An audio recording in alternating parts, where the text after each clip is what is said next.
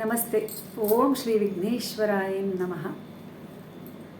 ಯಾರಾದರೂ ತಪ್ಪು ಮಾಡಿದರೆ ಅವರು ಸಾರಿ ಅಂತ ಹೇಳಿದರೆ ಅದು ಎಕ್ಸೆಪ್ಟ್ ಮಾಡಬೇಕಾ ಬೇಡ, ಈ ಸ್ಟೋರಿಲಿಂದ ತಿಳ್ಕೊಳ್ಳೋಣ್ರಿ ನಾವು. ಯಾವ ಥರ ಅಂದರೆ, ಇವಾಗ ಭಗವದ್ಗೀತೆಯಲ್ಲಿ 18 ದಿನದ ಕಾಲ ಕೌರವರಿಗೂ ಪಾಂಡವರಿಗೂ ಯುದ್ಧ ನಡೆಯುತ್ತೆ.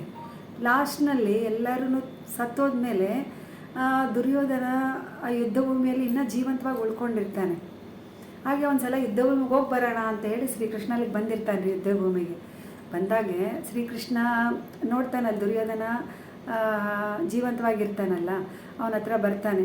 ಬಂದಾಗೆ ಶ್ರೀಕೃಷ್ಣನ ನೋಡಿ ಹೇಳ್ತಾನೆ, ನನಗೆ ಯಾಕೋ ನಾನು ಮಾಡಿದ್ದು ತಪ್ಪು ಅನ್ನಿಸ್ತಾ ಇದೆ. ನನ್ನ ಜೀವನದಲ್ಲಿ ಎಷ್ಟೋ ತಪ್ಪುಗಳು ಮಾಡಿಬಿಟ್ಟಿದ್ದೀನಿ. ಆ ತಪ್ಪುಗಳು ಯಾವ ಥರ ಅಂತ ಹೇಳಿದರೆ, ನನಗೆ ಗೊತ್ತಿದ್ದು ನಾನು ಮಾಡಿದ್ದೀನಿ. ಯಾಕಂತ ಹೇಳಿದರೆ ನನ್ನಲ್ಲಿ ಅಹಂಕಾರ, ಅದು ಕೂಡ ಅಲ್ಲಾರ್ದೇನೆ ನಮ್ಮ ಶಕುನಿ ಮಾಮ ಆಗಲಿ, ನಮ್ಮ ತಂದೆ ಆಗಲಿ, ನಮ್ಮ ತಾಯಿ ಆಗಲಿ ನನಗೆ ಒಳ್ಳೆಯದಕ್ಕಿನ್ನ ಸ್ವಲ್ಪ ಕೆಟ್ಟದ್ದೇ ಹೇಳಿದ್ರಿಂದ ಕೂಡ ನಾ ಈ ಪ್ರಭಾವಕ್ಕೆ ಒಳಗಾಗಿರ್ಬೋದು ಅಂತ ಹೇಳಿ ಈ ಥರ ಹೇಳಿರ್ತಾನೆ ರೀ ಶ್ರೀಕೃಷ್ಣನಿಗೆ. ಹೇಳಿದಾಗೆ ಅವನು ಹೇಳ್ತಾನೆ, ದ್ರೌಪದಿ ವಸ್ತ್ರಾಪಣೆ ಸಮಯದಲ್ಲಿ ನನಗೆ ಮನಸ್ಸಿನಲ್ಲಿ ಅನ್ನಿಸ್ತಾ ಇತ್ತು ನಾ ಮಾಡೋದು ತಪ್ಪು ಅಂತ ಹೇಳಿ. ಆದರೆ ಈ ಅಹಂಕಾರ ಇದೆ ಅಲ್ಲ, ಅದು ಅಡ್ಡು ಬಂದು ನಾನು ಏನೂ ಮಾಡ್ಲಿಕ್ಕಾಗಲಿಲ್ಲ. ಬಟ್ ಏನಂದು ನನ್ನ ಮನಸ್ಸಿನಲ್ಲಿ ಇದೆ ಇವಾಗೂ.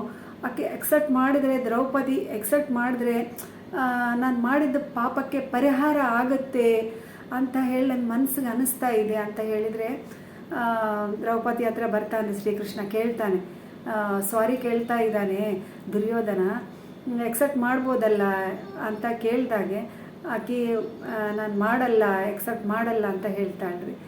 ಆದರೂ ಮಾಡಿ ನೋಡು. ಯಾಕಂತ ಹೇಳಿದರೆ, ಇವಾಗ ಅವನು ನೀನು ಎಕ್ಸೆಪ್ಟ್ ಮಾಡಲಿಲ್ಲ ಅಂತ ಹೇಳಿದರೆ ಅವನು ಅದೇ ಮನಸ್ಸಿನಿಂದ ತೀರ್ಕೊತಾನೆ. ಬಟ್ ಆ ಪಾಪ ನಿನಗೆ ಸುತ್ತುತ್ತೆ.